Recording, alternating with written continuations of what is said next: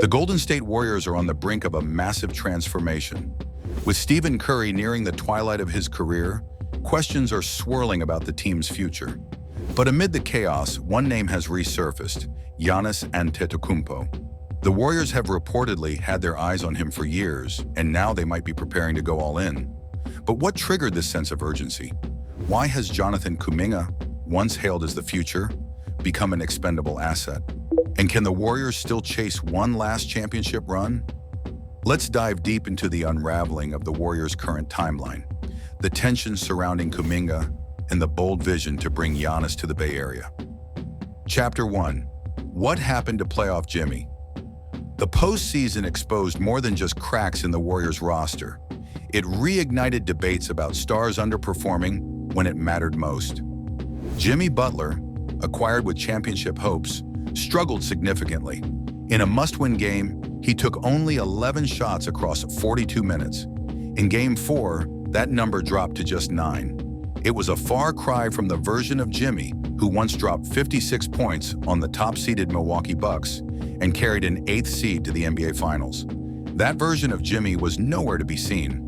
Was it the lingering effects of injury, or was it a reflection of deeper chemistry issues within the team? Chapter 2. Jonathan Kuminga's unfulfilled promise. While Jimmy Butler faded in the postseason spotlight, Jonathan Kuminga's role continued to shrink, and the reasons behind it are both strategic and personal. Following Stephen Curry's injury in Game 1, Kuminga stepped up with performances of 18, 30, 23, and 26 points, and yet he found himself benched during key moments. Even in a critical game to avoid the play-in, Kuminga received a DNP CD, did not play, coach's decision. The message from head coach Steve Kerr was loud and clear. Despite Kuminga's clear potential, there was a growing disconnect. Chapter 3. The root of the rift. So why is there tension between Steve Kerr and Kuminga? It turns out the issues go beyond shot selection or game day decisions. Last offseason, Kuminga made a bold and arguably ill-advised gamble on himself. He turned down a $30 million per year extension, holding out for $35 million. That bet added pressure. He needed to prove his worth. In his effort to shine, Kuminga often forced shots early in the shot clock. Analysts pointed out moments where he took low-percentage jumpers, ignored open teammates, and failed to move the ball. Decisions that stood in stark contrast to the Warriors' philosophy of unselfish, motion-heavy offense. Steve Kerr, who has long valued ball movement and smart decision-making, had seen enough. Even after wins, he publicly emphasized the importance of team play over isolation attempts, remarks that were widely interpreted as subtle jabs at Kuminga. Chapter 4. A mismatched system. The core issue with Kuminga wasn't just individual performance, it was about fit. This season, Kuminga shot a career-low 30% from three-point range. That's a major liability when sharing the floor with two non-shooters, Jimmy Butler and Draymond Green. Defenses simply didn't respect Kuminga from deep, clogging the paint and destroying the Warriors' spacing. Film from key matchups showed defenders sagging off Kuminga, disrupting plays and crowding the lanes. In contrast, last season when he played alongside Steph, Klay, and CP3, veterans who spaced the floor, Kuminga thrived. With better spacing and a pass-first point guard like Chris Paul, he had room to operate. This year, that opportunity vanished. Chapter 5. Why Kuminga will likely be traded. All signs point toward an inevitable conclusion. Kuminga's days in Golden State are numbered. The Warriors have three options. They can let Kuminga walk in free agency and get nothing in return. They can re-sign him to a new deal, or they can execute a sign and trade. The third option is not only the most practical, it's also the most likely. At just 22 years old, Kuminga is still a coveted prospect across the league. But in Golden State, he's never been able to develop like a traditional top 10 pick. That's not entirely his fault. When the Warriors stumbled into 2 top draft picks during their dynasty, they tried to balance a win-now approach with future development, a risky 2-timeline strategy. They used those picks on James Wiseman and Jonathan Kuminga. Wiseman has already been traded, and Kuminga, he's been stuck trying to prove himself while playing behind 3 future Hall of Famers. It's time for him to spread his wings. Just not in Golden State. Chapter 6. Enter Giannis Antetokounmpo. Now here's where things get interesting. The Warriors know they can't rely on their aging core forever. Next season, Curry will be 38. Butler and Draymond Green will be 36. No matter how talented, that's old in NBA terms. Giannis, however, is 30, right in his prime.